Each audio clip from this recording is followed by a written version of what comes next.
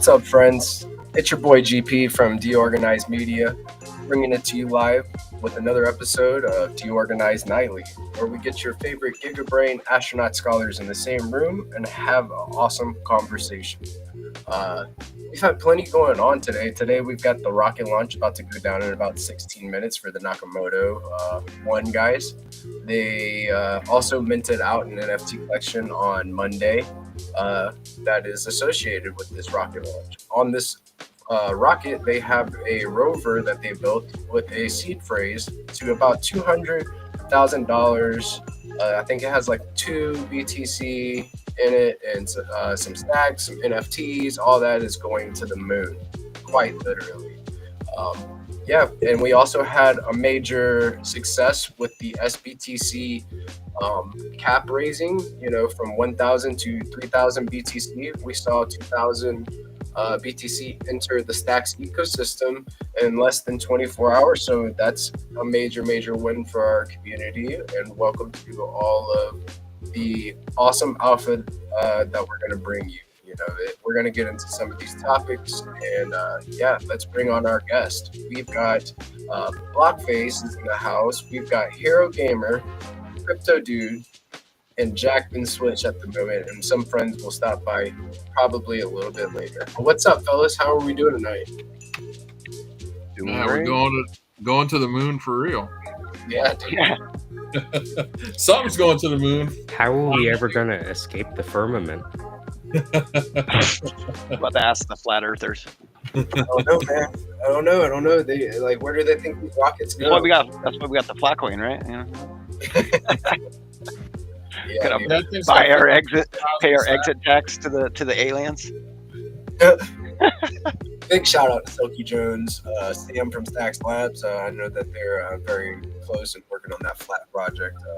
Sam has helped onboard a lot of developers into the ecosystem. So big shout out to Sam. But yeah, this rocket, guys, it's about time for liftoff. I saw it last time I checked. It was T-16. Jack, do you have a look at that by any chance? Maybe like what type of time we have until that rocket lifts off? Let's see. Wait, no, I'm sharing the wrong one. Hold on. Looks like 7 minutes, so we can come back to it. Yeah, we can get into a little bit of this Nakamoto Android mint that went crazy. So for their process, they had 4 different NFTs that were less rare, less collectible. It's a flag, a helmet, a black hole, and one other object that you burnt those 4 NFTs and get a chance to win one of 3 other NFTs.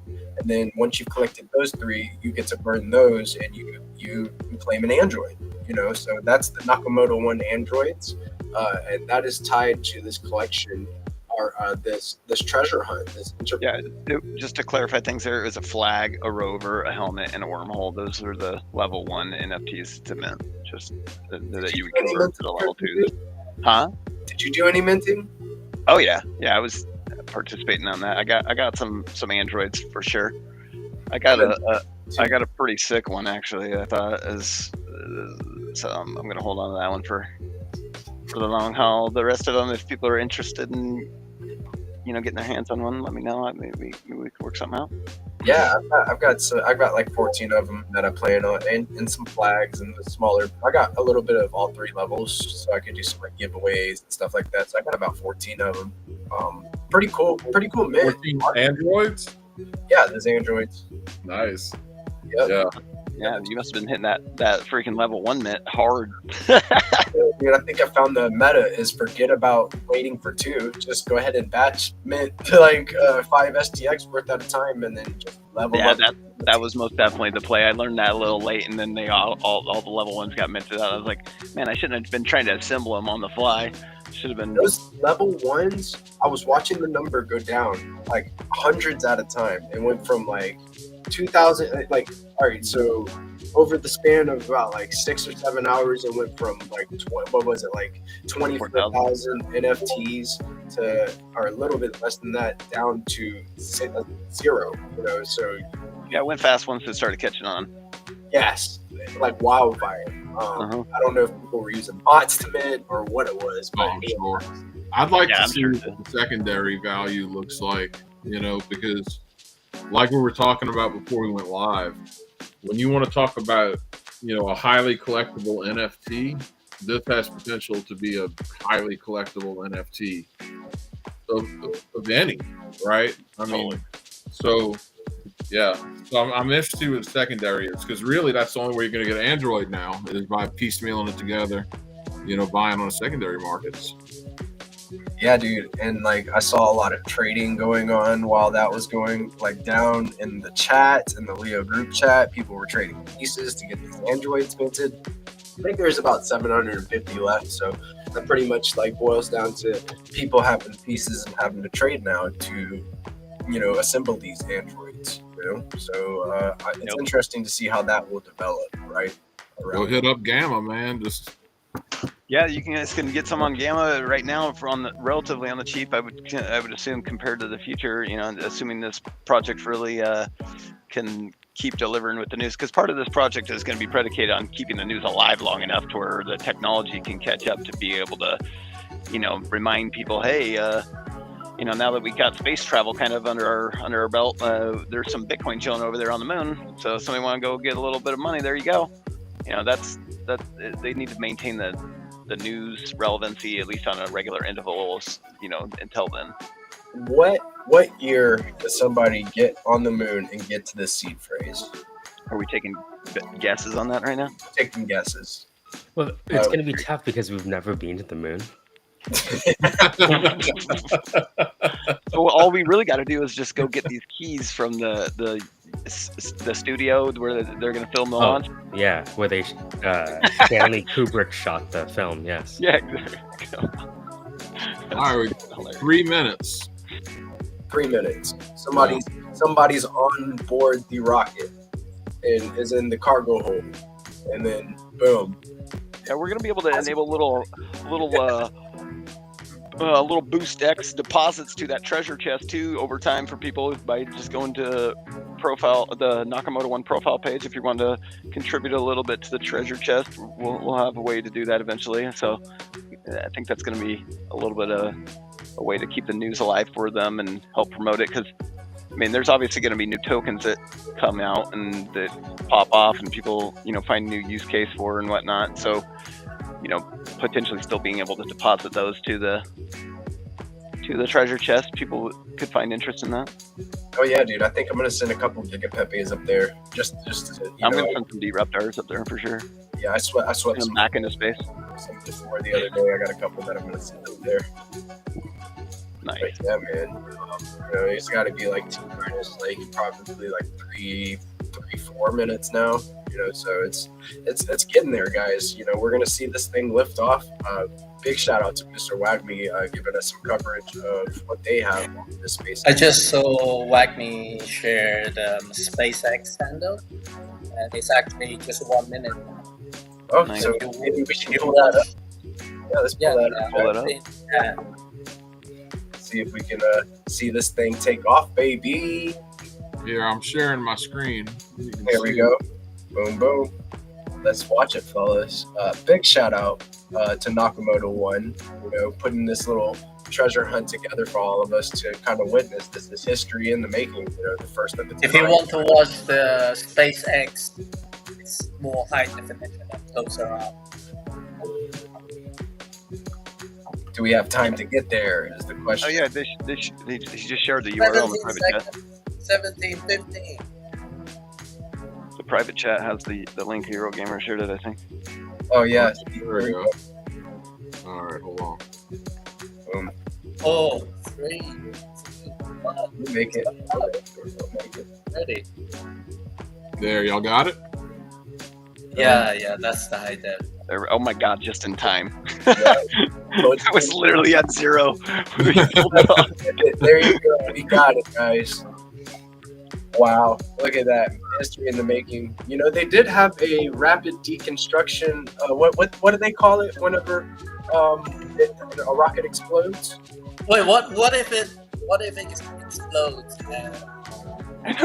Well, we just increased the my value prop of $200,000 everybody's holdings. That's what's happening. Yeah, buy my $200,000 treasure hunt. I'm gonna go get some. We all scuba just, gear if that happened, looking for technically we'd seeds. all just would have won just a very little amount, right? Because it would have increased the value. Look at it, dude. Fellas, it's It's going. like that'd be like the ultimate burn.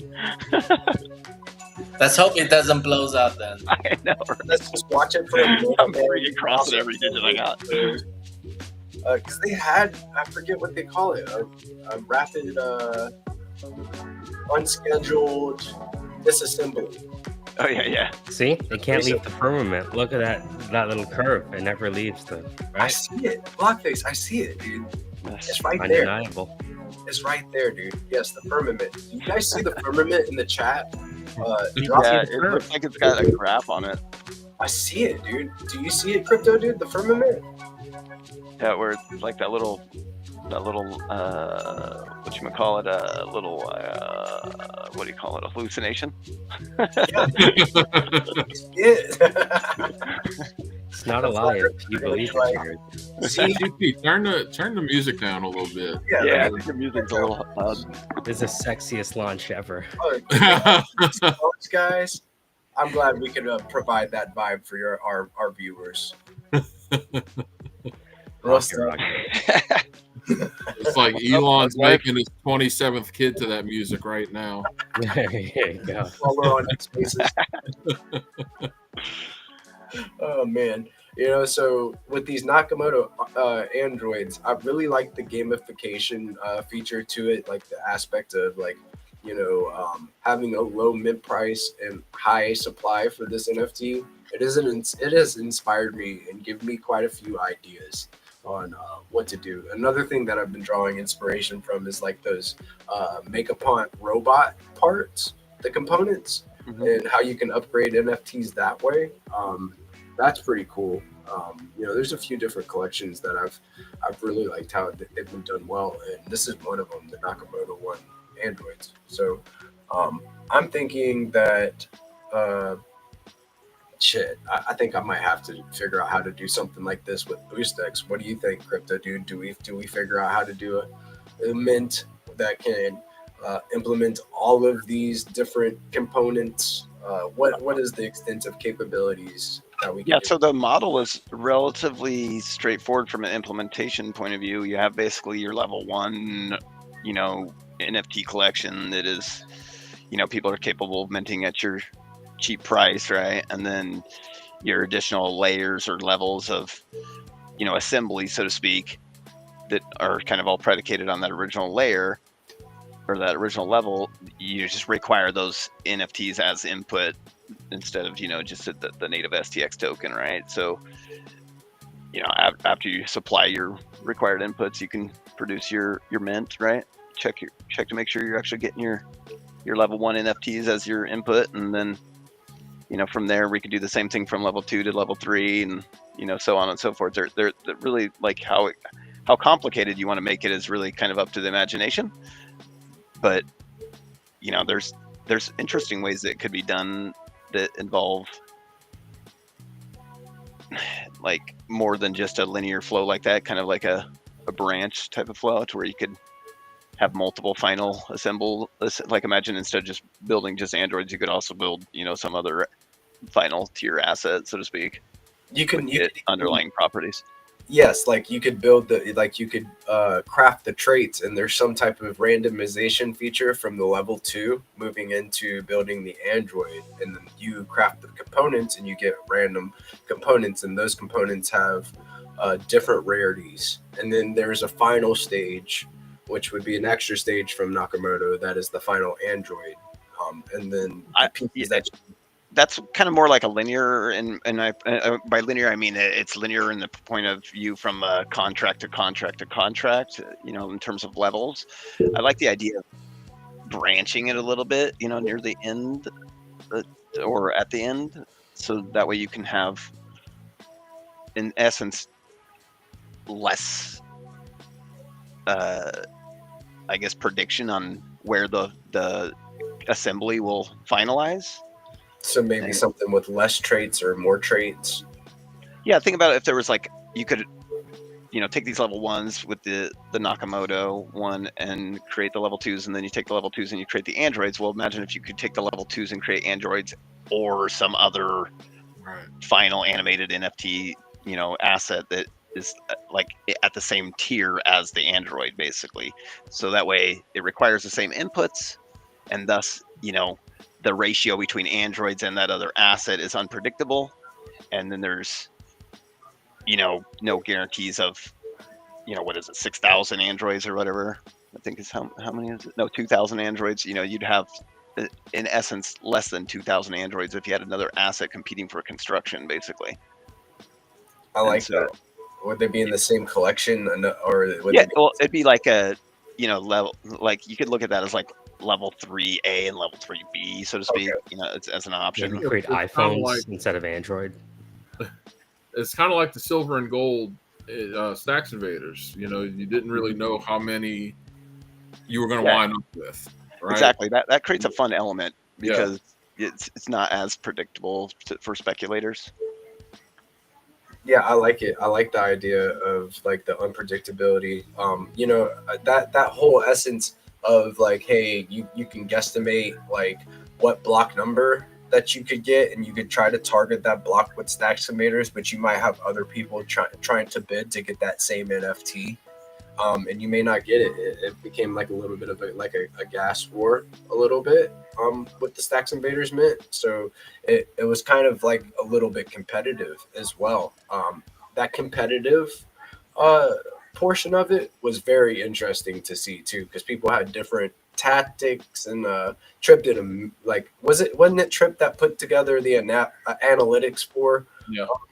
Yeah, so Trip did an awesome job at breaking that down. I think Something like this could be really cool for gamification, for creating, like red squad versus blue squad type of gamification, where people are choosing kind of what squad they're building into. And then, once the squads are assembled, it's part of some sort of like either automated game or some sort of, participatory game process that, your stats kind of help benefit the group, kind of like an RPG, like in that sense. Well, and another thing, I'm glad you're bringing up the gamification part, because the way AI is today, not to mention what it's going to look like 6 months from now, I think you're gonna see some token gated AI games that are going to be high quality, right? And so that plays right into a concept like this. Exactly. And you could have a whole lot of fun with it then. And the only way you're going to play the game is if you're on, to use crypto dude, red team or blue team. You're going to play as that, right? That's the only way you get to do it. You gotta assemble your character and then get in there with your character, so to speak, and your character's attributes are based on your NFT's properties, your traits, and that's a whole unlock that is really close to the surface. It just needs some eyes and attention to it, and some engineering basically behind it to make the necessary connections between the technologies. Crypto dude. But so you shared something the other night whenever we were on this topic. It was some type of creation engine. Do you remember? And Yeah. we put it in the private Wonderland. That's what. Yeah, Wonderland Engine is basically a web-based. Can we pull that up? Yeah. I'll share the link. Hold on. Yeah, dude. I haven't personally messed around with it, but I've seen a lot of people mess around with it, and I've seen demonstration videos, plenty of them, and it seems really cool because you're basically allowed to spin up a node instance, right, and a server, and you can create VR games. Basically, it's like a development platform for VR and AR games on the web, basically. So integrating, since it's you host it on your own server, and it's just essentially an SDK, you can integrate Stacks authentication into it relatively easy. Yeah, let's look into that. You could have tokens in the gameplay itself. I mean, there's lots of different ways you could leverage that to have an experience. You could make it where owning an NFT is your kind of like game pass to get into a VR game that's hosted basically on a website that people can access. Because like I'm not sure a lot of people even realize, but you can play VR games via your browser. You can literally connect your headset to your PC, and then if the site or the website is built correctly, you can enter a an actual VR space, so to speak, via the web. So that's super cool. And that's like bringing the three-dimensionality to the Web3, so we could be at the forefront of that if we just Let's pull up put the a web. little time in it. All right, yeah, it's Let's pull up the webpage. I mean, wonderlandengine.com. yeah. So, did you want to share your screen or Yeah. Wonderland Engine? Yeah, probably better do it on somebody else. I'll just stick it in the group chat here. Wonderlandengine.com. Yeah, that way we can kind of get this tool out there, just in case somebody else has some ideas. We have like the subnets being built right now, right? Mhm. Anything is possible, Yeah, that'd be a perfect way to kind of like experiment with that use case, because you're going to already be running a node for the Wonderland engine to basically kind of hold the game space, so to speak, together. And then if you had either another node in parallel running your I guess you'd say your subnet, so to speak, then basically you could because they'd be in the same dev environment, you could have those communicate at a local level, basically. Yeah, I think we're gonna have to propose some SIPs, maybe, Hero. I don't know what SIPs yet, but some type of SIPs for this. What do you see? Are we gonna need some new SIPs after we start seeing people creating 3D I don't think this would, assets? I don't think this would require a SIP per se.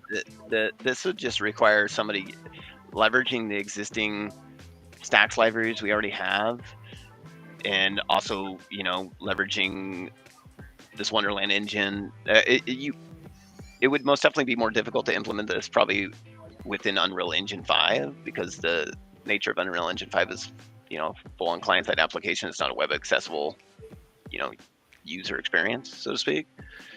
I mean, it is, but it's not from like the sign-in standpoint, so and not to say it couldn't be done. It most definitely could be done, but it's a little bit trickier.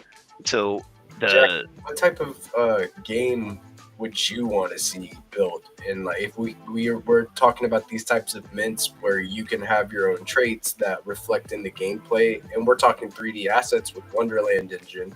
You're going better than that. You go open world, and then you have an accompanying cryptocurrency that's your world currency that you use to buy houses, weapons, armor, or what have you, right? And you have a complete Web3 package. You have the whole thing, and yeah. So is open world like an actual like 3D engine or something? Or? No, just like open world, and like when you think like Skyrim or GTA, oh yeah, exactly, like a open environment that's for like treasure hunting and stuff. That would be something. I mean, I personally would go by where the most users are, and I believe most users now, consumers, play games while they're mobile. So is there a way to integrate Stacks to that realm? Because you had, like, long time ago, we were playing like PlayStation type of stuff, right? And there's a game called Devil May Cry, and that game is now on mobile. I noticed. And so on that note, mobile games are typically built with something like Unity or Unreal Engine 5, and I mean, obviously they can be built various other ways as well, but if you're wanting to streamline your production and use existing tool sets, that's where a lot of developers go. And you could most definitely integrate basically Stacks Wallet SDK into that experience. So when your user, after they install it, you'd have the game like live on downloadable from Google Play, right? And then people would install it, and similar to how you deal with X versus wallet on Android when you're first launching it, or sometime during the setup process, you're having to basically, create your private keys or import private keys. Obviously, most people would create private keys rather than expose their existing private keys to a game, but create some new private keys, basically. Have your new, payment address right there in app, in game, because basically you're marrying the technologies at the, basically at the build level. So it'd be a fun game, like for real, like an old Age of Empires type game, right? And it totally fits everything we've discussed here. Depending on what NFT you make, depends on what kind of civilization you can build.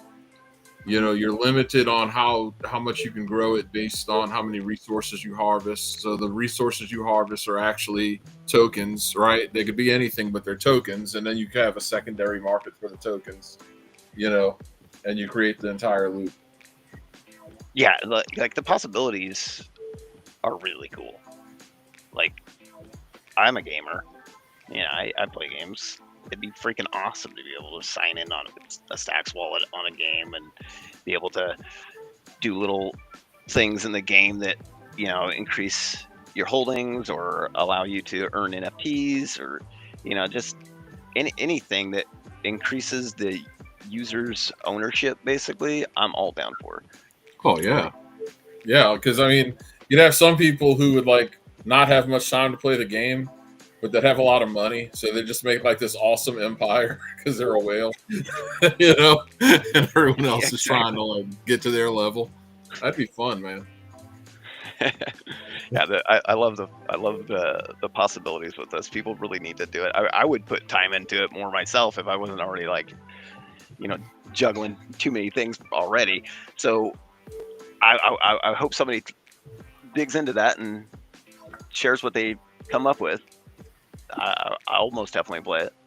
Yeah, I just definitely would re-emphasize again.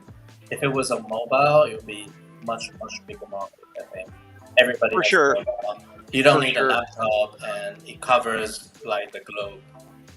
Yeah, and like I said, building for mobile platforms is most definitely doable, and we could integrate the Stacks Wallet SDK into that experience. For we already have a Stacks Wallet SDK. We developers can plug that into their Android app that they're trying to build, if it's game or any other app or whatever, and leverage the capacity to give the capacity to the user to generate private keys and sign their transactions all from within their app, so where there's no need to delegate the transaction signing to an existing wallet. That's most definitely doable. It just requires effort to do, and I would love to see it happen. I will play the shit out of those games. Oh yeah, 100%, and a huge, just enormous revenue source too. Because, especially to Hero's point, when you introduce mobile gaming, you immediately are going to start having advertisements on that, right? You're gonna, so yeah. I think Zenitron needs to pursue some of that too, leveraging the Stacks Wallet SDK to. He's got the web app gamification going. That's epic. I wonder if something similar. I don't really play games, ironically, but occasionally I do. And when I do, I play relaxing stuff, the golf stuff, the mini golf. I feel like that's kind of a little bit perhaps. It's because you can pick it up whenever you want, and you live it whenever you want. And then you have on the opposite end, you have even Call of Duty now is on mobile. So I feel you could go one end or the other, but obviously if you play a mini golf, I think a mini golf game on mobile with Stacks wallet integrated would be pretty cool. Oh yeah, and it'd be cool to give it to where your access to play it is either hold an NFT and then you got basically club membership, so to speak, to your game, or pay to play per round or something, or pay to play for a handful of rounds. Those fucking ads keeps coming up on my fucking everywhere. It's the one that you just swipe left and right, and on the left side is a minus number of troops, and on the right side is times twice the troops. Do you know what I mean? Like you're just going left to right, left to Are right. you talking about that like perpetual runner type of fucking shooter? or Yeah, something? yeah, Like yeah. old And school, all like you're doing vertical is trying contra style game. grow the group size in order to beat some kind of army, right? And I would love it's to see a contra. pretty game. simple. You know, you don't need any knowledge. It's a bit like for me, like Minigo, it's kind of similar. You don't need any preparation. You don't need any pre-required knowledge to do like a quizzes.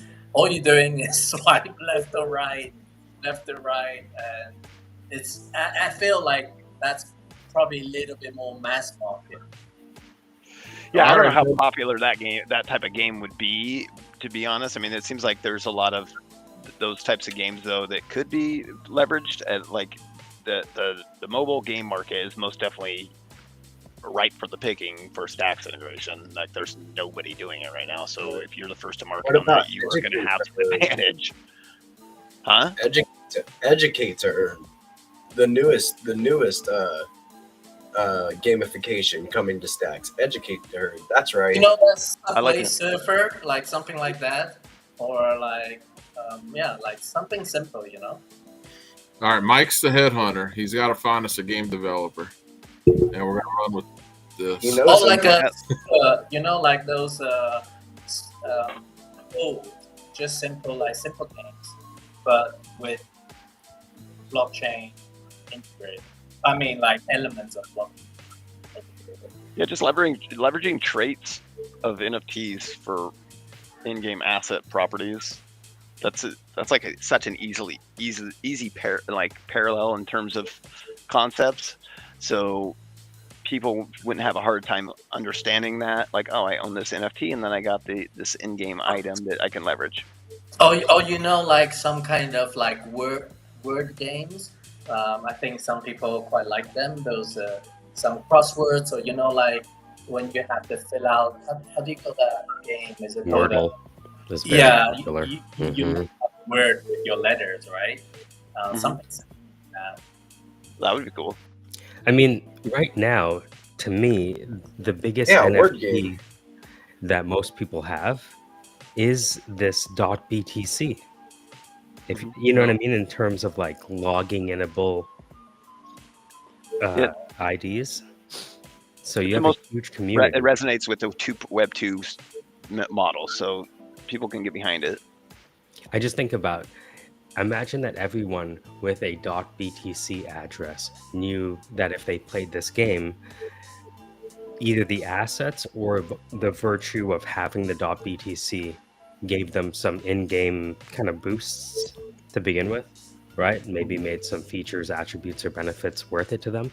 And I just think about like the possibilities where, okay, so let's say you have a .btc wallet, and that wallet has certain assets, invaders, Rue, Leo, whatever, and that became part of the gameplay. Exactly.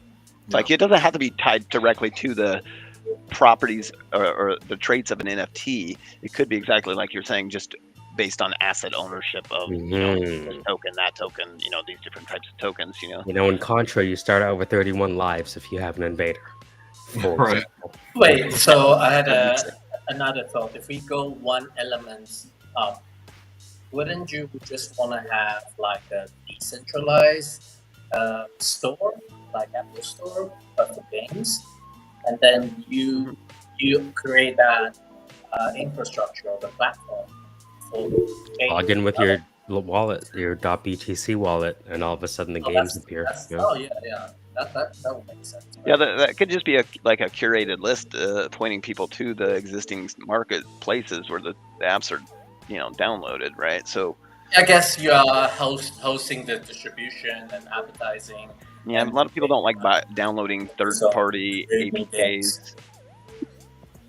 A lot of people only trust APKs from the actual stores, right? So downloading an APK from our own store is most definitely doable, but they're gonna they're going to have suspicions on it compared to it being vetted on Google Play because they're so used to that, right? So Mhm. having it just a curated list of the apps that are on Google Play, but have that in basically a wrapper store, so to speak, that people can discover them all in one location. Almost like And the then, Stacks website.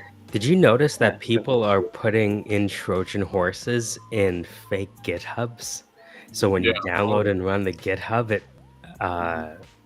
you that's know, been a thing for a long time. Yeah. That's basically been a thing since day one on GitHub. yeah, I think it started getting really popular recently, just because Yeah, AI has everything not helped blowing on up. that front. It's Yeah. made it way easier. So The first Hero, time I ever went on GitHub, that's what Ian told me. He's like, man, he's like, be careful. He's like, you will lose your shit on GitHub and not have any idea that you were at risk in the first place. So Hero, one of the reasons we want to have you here today is because you're transitioning, not from, you know, From email? I mean, sorry to out you. From an You know, I know AI this is a bit early. This is DeOrganized Media, right? But you are transitioning from the CEO of yapping about stacks to the CEO of doing stuff about stacks. That's a big step.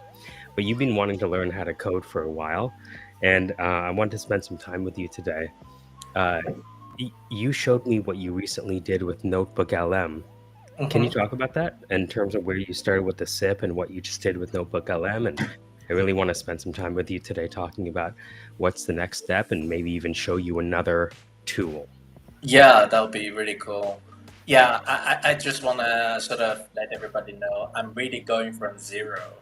I didn't even know GitHub existed before. So just for context, and before I came to Stacks, before I came to this open source stuff, I didn't know there was an app called GitHub. So I started from that point, and then getting into the open source world of crypto, you start to realize why is everybody needing to use GitHub. So I had to scratch my head, ask other people how to navigate GitHub, and I'm still pretty bad at it, but I can navigate documents now a little bit better. Commenting and stuff are still kind of hard to view all that stuff, but in terms of navigation, it's okay. But I realized that also now we have a world of AI. I really need to learn from a selfish level and also not to get myself obsolete level of perspective in the future. I really need to brush up my AI skills. So I knew you guys are basically the big brain, and then I saw the transition of Stu from somebody who doesn't code to somebody who suddenly coded. I was just like blown away, and I know I would love to be somebody like Stu, who can code without being like a Jew or super brain. But if I can understand what the developers are coding and being able to do what you do with a bit of Python and a bit of understanding of machine learning basics, fundamentals of some computer science courses, that was where I am coming from. And what my first experience jumping from GitHub to the next level via your sort of guidance, I would say, would be to say, go on Notebook LM.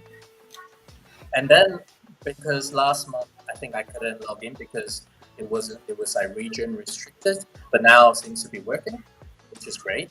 But I didn't know you can like upload documents and putting URLs and doing all this various sourcing stuff. Uh, so I used that last weekend live with you on the call, and then I realized, oh, so this is like some kind of database that you can upload anything into, not just with a file, but with a website or with pictures or with some voice, and then you can use their inbuilt function to navigate whatever database you have. So I thought that was really cool. Custom data resources and then infer them through an LLM, and then you're able to explore that data in a more manageable way, basically, is what you're saying? Yeah. So Nice. I had to learn how to go to Blockface, GitHub, download his files because it's not the same as when you just go to a computer, like a Windows computer, go to that folder, drag and drop. Mhm. GitHub's just like, I don't know why it's so complicated. So Do you use a GitHub client? no, just a website. Oh, dude, use the GitHub client. If you have a But GitHub client, it's not GitHub like account, you right can just click save, right? It's not like you right click this file, save as. well, if as you have a GitHub account and then you have a local folder set up for your local repositories, then you can Right. fork existing repositories and then download them locally, and then you can push those changes back up to your forked copy of the repository, and then you can do a pull request from your fork to the primary branch and get your changes merged back into the primary branch. Yeah, well, you see, like that's the trouble because you are a developer and I'm not, so I'm almost But like this your will make process a lot easier, though. That's I'm trying I'm to. basically like your mom and dad and your grandmother who doesn't know how to use GitHub, Well, and you look use for all this you can navigation. download the GitHub client right off GitHub. So, But my point is that my journey is like I gotta go through the step of learning how to use GitHub without doing some basic levels of knowing how to download files from GitHub. I couldn't put that into a database like Mhm. LN. So I guess that's what I learned from Blockface. How So to GPSC, I'm just going to show my screen so we can understand where Hero is in his journey today. So let me share this. Yeah. Also, I want to say something too is that GitHub is scary whenever you're first Mhm. learning how to use it. It's intimidating. How do we demystify that? Like, and get people like, like it is a little bit hard to navigate for somebody that doesn't have a coding I would background. I would say go in with skepticism at everything you're looking at, and then make sure that you're very careful of what you're downloading and executing in your local environment, because that's most definitely a security vector.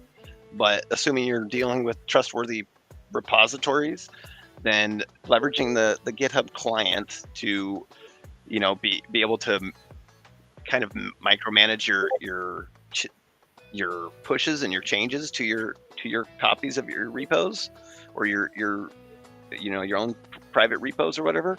You can leverage that GitHub client to make your workflow a lot easier, rather than looking at everything on GitHub and then downloading it via the download zip button on the GitHub, and then just unzipping. We'll get them there. We'll get. I know, but if he's talking about applying changes and building changes and wanting to share those changes, understanding the push and how to Well, he's pull got down your this win changes and then today. He's push got your changes. this win today. That'll help him a lot. He's got this push. Like, No, but he's working and- harder and, than he has like, to right now, is what I'm trying to say. Well, yeah, I agree.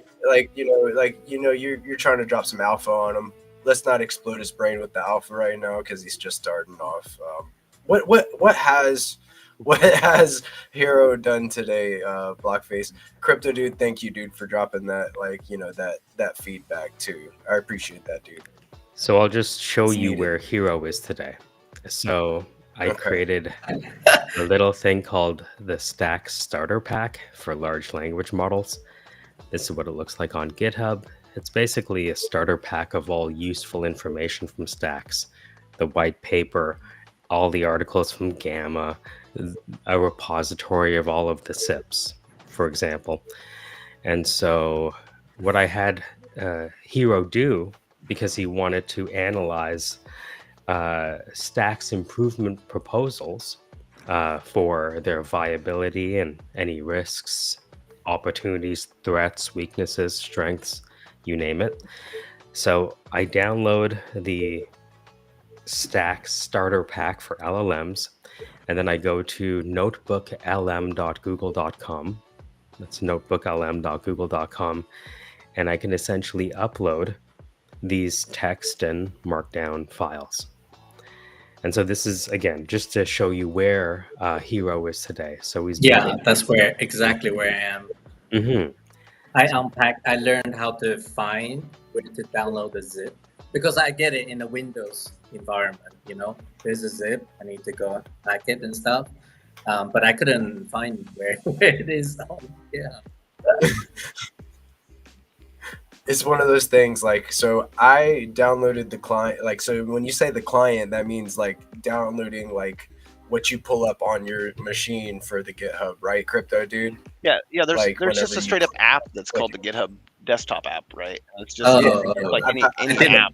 yeah. I It didn't allows use. you it'll allow you to basically manage your different repos that you're maybe copying and downloading. Instead of just downloading the zip Yeah. and having them just chilling in a folder or whatever, you can have them chill in a folder, but then have that folder kind of be micro monitored Accessible.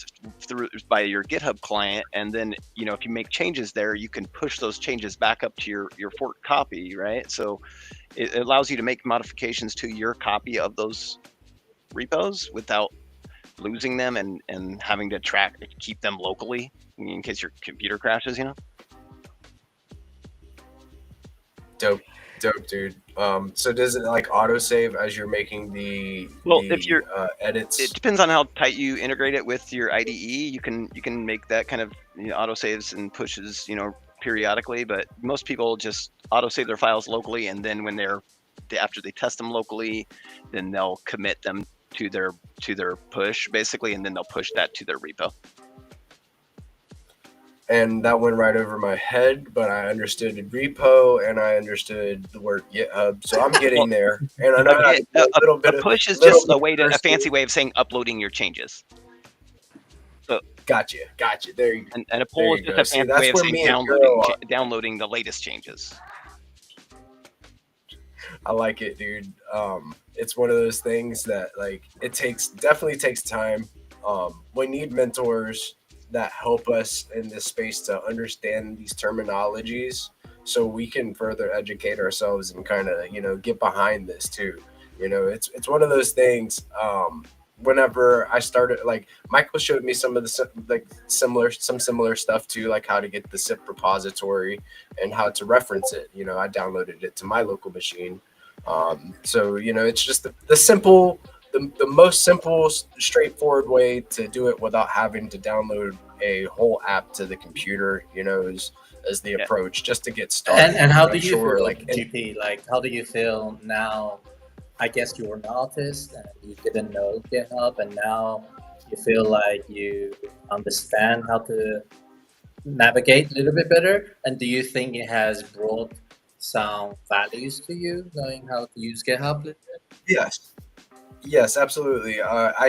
Don't get me wrong. I don't know how to navigate GitHub completely correctly yet. I'm not versed in it yet, but I have experienced it. So, the things that I know is I know how to like download a repository and then reference it with Claude. So that's what I know how to do. Yeah, so it's a start. It's a step, and then I know how to prompt to get like the HTML, CSS, and JavaScript solution for like a website of some sort. I haven't got to that point yet. Yeah, that's the fun part where you will start to like actually get to see some visuals and stuff like that. But like there's a process. A process, and Blockface has definitely been solid at showing me that, at least the first part. How to get started. So it's cool, man. I feel empowered. I feel like some of these like different mints that people do, say with the robot components like I talked about earlier, or the Nakamoto where you burn them and stuff like that, seems feasible to me now. Like that I could actually do that. You can leverage what you knew from GitHub plus these 3 HTML, blah blah blah. You can turn your idea from your head into a website for people to actually play with. Yeah, not only that, but you could even turn it into a wallet connect to where you connect your wallet, interacting with the blockchain. So I guess in the past, if you didn't know some basic GitHub and how to do the 3 different separate codes, if you didn't know that, you would have to ask a developer to help you do the rest, and you just do the art. Exactly. You team up with the dev, and you do the artwork, and the dev does the dev work. Now that takes that like it's. I talked about this like a little like last year a little bit about how the space is going to change from that type of dynamic to where you have different type of creators of their own skill levels, and the tools are so good that they can be devs too. The space was going to transition from a space where we needed like to have help. You need these mentors to kind of usher you in still, but the tools are there for creators to make whatever they want. So it's really cool to see that what you can accomplish with the right mentors. Yeah, that's very inspiring.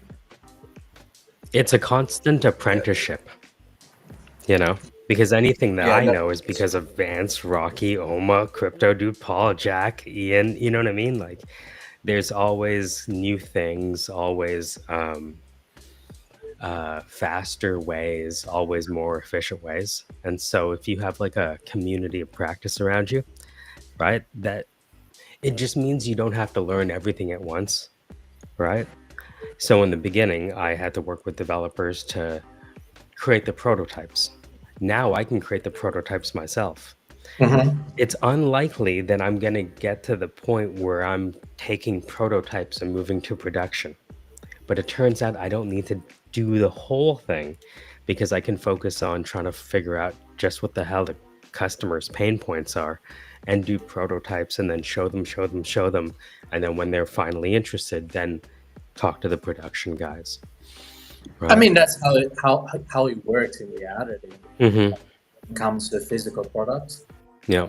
A lot of the times, it's researching the market, finding out where's the gap in the market, and you don't just like produce 10 products or like 100 different products. If there was only 5 gaps, you might want to put like 20 different ideas, but only really go and produce 5 or 10 that really fill the gap. And then out of those 10, you don't know how many will be successful. That's how it works in real life as well. Mm-hmm. Before we end off today, because I know we're coming up, I want to share my screen and introduce you to a new tool on the prototyping side. So far, what you've done is you've been able to use AI to essentially chat with documents, right? Right, yeah. Or you can leverage notebook LM's inbuilt sort of podcasting thing. Mm-hmm. They can make podcasts. The podcast, you can do that, right? But this is the general idea is you're having AI give you the ability to talk to information, PDF, Yes, whatever. right.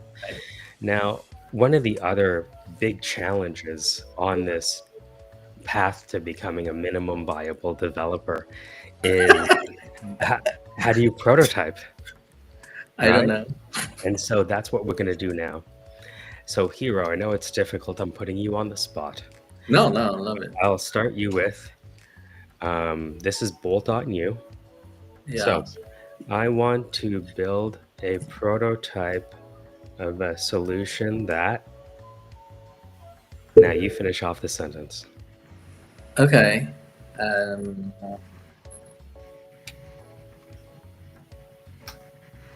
Maybe I'll just use probably a little bit complicated what we were talking about before. Sure. So maybe having a mini golf app with Stacks Connect.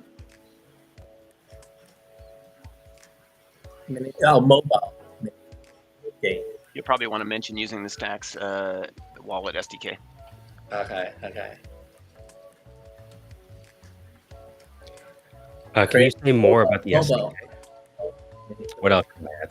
I like the amalgamation of like this prompt right now. It's good. It's possible. I'll be Let's find out. surprised if it's possible. Let's see what it does. right? It's a good way to end off today's show. I'll help you build a mini What golf the game. fuck? Don't tell me it's gonna spin up real like what I've been playing on the mobile. That'll be pretty. Are these actual things, or is it It creating looks its like own? it looks like it's trying to create not really a mobile game per se. Looks like well, I mean, I guess it could be a mobile web app game. I mean, there is that technically. So just No, depends I want if you're talking about an Android like SDK mobile feel app. or Say, Android APK. Yeah, like Candy Crush. Candy Crush, is that the new GTA? Oh no! Oh, I yeah. just mean the you know Candy look Crush also transitioned. and feel.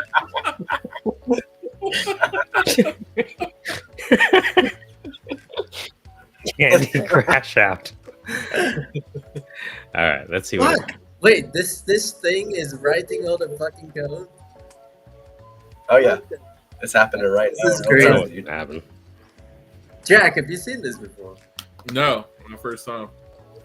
I'm gonna make a Stacks Invaders versus Rude Defenders game. Yeah, why not? That's what Just I'm gonna do. Yeah. up to this. yeah. I was gonna say this is probably gonna need some refinement on the code because that was a lot of code produced from very little context, but it might be able to do something. It's a web app or Yeah, this Yeah, is it'll probably this is show you most definitely something going to be a very web app. basic. It looked like because it didn't look like it was actually Oh, trying to implement man. the Stacks SDK But it does. and use the Good Stacks stuff, wallet man. connect wallet library. So your prompt probably needs more massaging to get it to actually build in the right framework and the right type, because this is like looks like it's trying to build a Vite, essentially a React app more or less.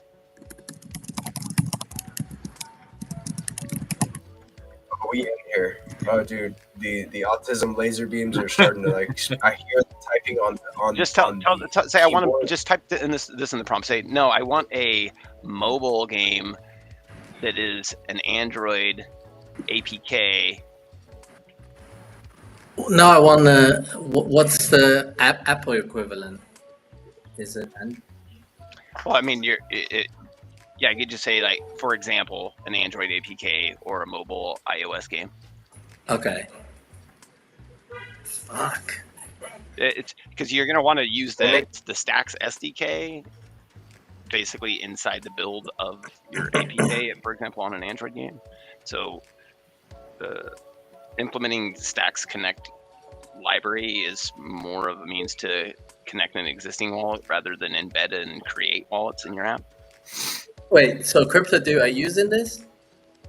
I don't use this. No, this tool, this bolt.new. No, but Why not? Why not? This is like I use Rate limit, dude. other AIs. okay. We'll spend more time on it, but that's kind of the Yes. idea. You know, that Right, whole right. Trust Lines wallet I created, the sample real estate transaction, all of the games that Stu's made is bolt.new or for me or Cursor for him. So that's just to give you an idea that getting to prototype is nowhere as complicated as it used to be. If you're Wow. just showing a customer, hey, check this out. So let me just show you this last thing. So one of the, let me share the screen one final time. So when we were looking at real estate, this is what I built with bolt.new. This is a completed real estate transaction.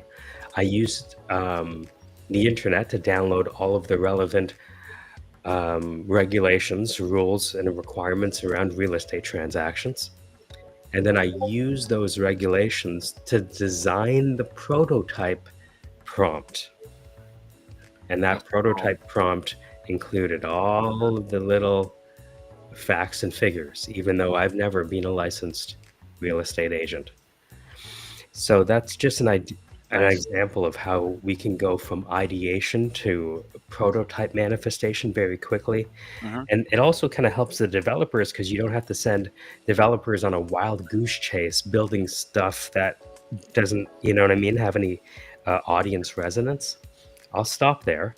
It's funny because I didn't have the history of say working with the software developers, so this is just how I'm. This is the time of our human history where I'm jumping in at, and I'm just gonna start assuming this is just how it works.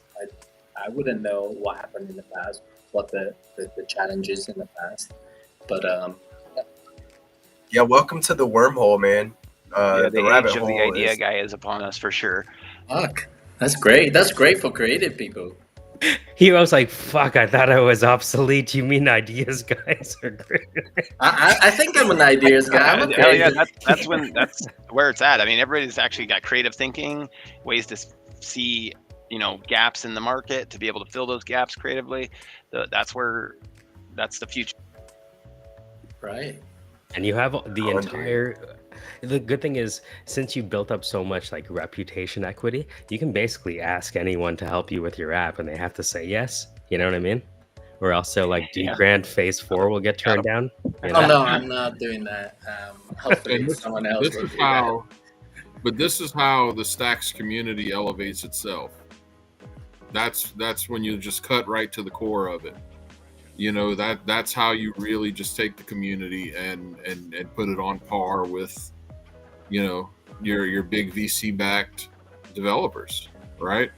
Because you're cutting out so much of the process, and you're cutting out so much of the legwork, and you've got the advantage of being crypto native to start with. Yeah, fundamentally, I look at if you want to have a community transformation, community transformations are born from individual and small group personal transformations, Yeah. right? And so, with our ability to apprentice with each other on that which we aren't strong in, like when interacting with crypto, dude, I was like, I wonder if I should start messing with this Stacks Wallet SDK Chrome plugin world. You know what I mean? And it's Right. not so much that I couldn't do it before. It just sometimes you need a possibility model. You know what I mean? And once you just have Trailblazers, yeah. and everybody can be that now. I- The AI has lowered the barrier on that massively. So you're right there cooking. I 100% agree. This is where people that are less confident in their development skills but still want to get in there and start tackling stuff, take advantage of every tool that you have. Don't limit So yourself. it's funny because Blockface, you sent a message yesterday about basically it's like unlocking something, right? And then I replied you, it's like the Matrix situation. Like we are like the Neo. now. Rocky. We can know Exactly. what we can fucking do, but you need a Morpheus almost. Rocky to- has this. Well, John the Baptist, actually, if you look at the recent interview with Lawrence Fishburne. No, let's stick with Rocky for time. But Rocky has this phrase: in an age where AI has all the answers, it's only the quality of your questions that matter. Right. And so that's been a weird thing to wrap your head around. That's a freaking amazing quote. Yeah. It boils down to getting your prompts right and knowing how to talk to these large language models and your AI agents and stuff like that. But even the right? interpretation of the answer is a function of ourselves, because what the learner learns is a function of what they already know. So like the AI could be giving you the keys to the city of gold, but if you don't have the eyes for it, sometimes you might miss it. Yeah, So that's super important because you'll provide the prompt, it'll be 90% correct, right? And then you'll have to be able to read the response and interpret where the error lies and where the corrections need to be made, and then refine from there. Whether or not that's manual or with more prompting is obviously kind of case by case basis depending on the situation and the complexity. But you're exactly right.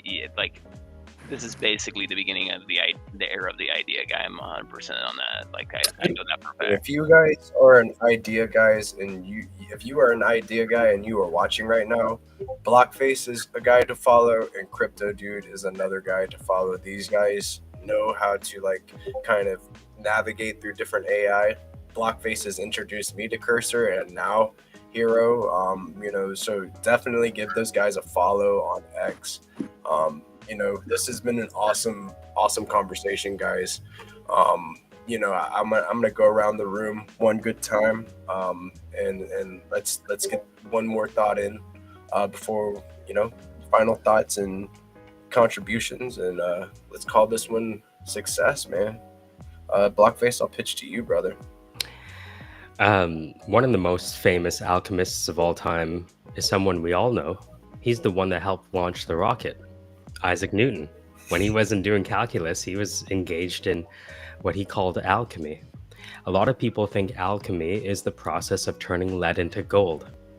But if you really look into the history of alchemy, it's really about a personal transformation, not a material one.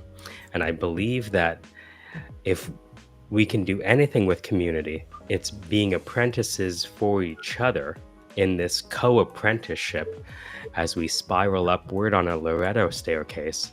Because if we can help level each other up, no matter what happens to the price of assets, we're gonna make it. Maybe even to the moon. 100% agreed. I like that shit. I like that shit. Hero Gamer.